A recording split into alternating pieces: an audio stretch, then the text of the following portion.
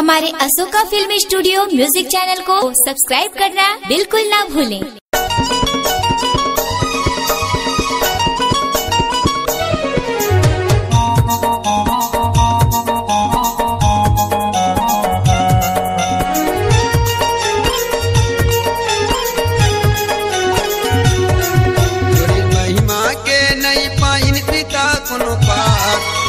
लीला के नहीं पाइन पिता कोनो पार, आज ये दुनिया माँ अस टंगी लेके अवतार, आगे ये दुनिया माँ अस टंगी लेके अवतार। तोरी महिमा के नहीं पाइन पिता कोनो पार, तोरी लीला के नहीं पाइन पिता कोनो पार, आगे ये दुनिया माँ अस टंगी लेके अवतार, आगे ये दुनिया माँ अस टंगी लेके अवतार।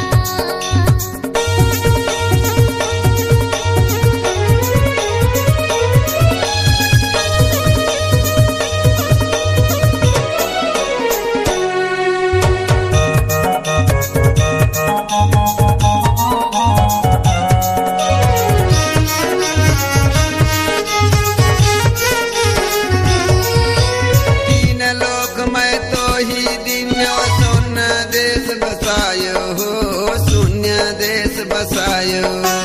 तीन लोक में तो ही दिन हो, शून्य देश बसायो हो, शून्य देश बसायो। करहु रचना जाय तहाँ सहज वचन सुनायो हो, सहज वचन सुनायो। करहु रचना जाय तहवा सहज वचन सुनायो हो, सहज वचन सुनायो। तोरे लीला के नहीं पाइन पिता कोनो पार, तोरे महिमा के नहीं पाइन पिता कोनो पार, आगे ये दुनिया माँ अस टंगी लेके अवतार, आगे ये दुनिया माँ अस टंगी लेके अवतार।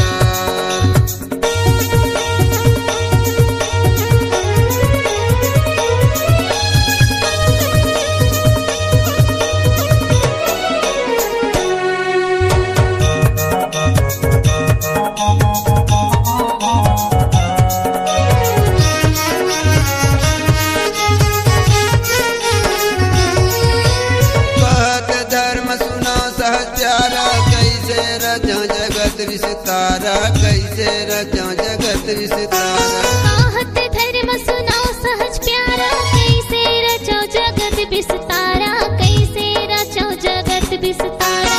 कूर्म के उदर आदि सब साजा, सोले धर्म करे निज काजा, सोले धर्म करे निज काजा। कूर्म के उदर आदि सब साजा, सोले धर्म करे निज काजा, सोले धर्म करे निज काजा। लीला के नहीं पाइन पिता कोनो पार, तोरे महिमा के नहीं पाइन पिता कोनो पार, आगे ये दुनिया माँ अस टंगी लेके अवतार, आगे ये दुनिया माँ अस टंगी लेके अवतार।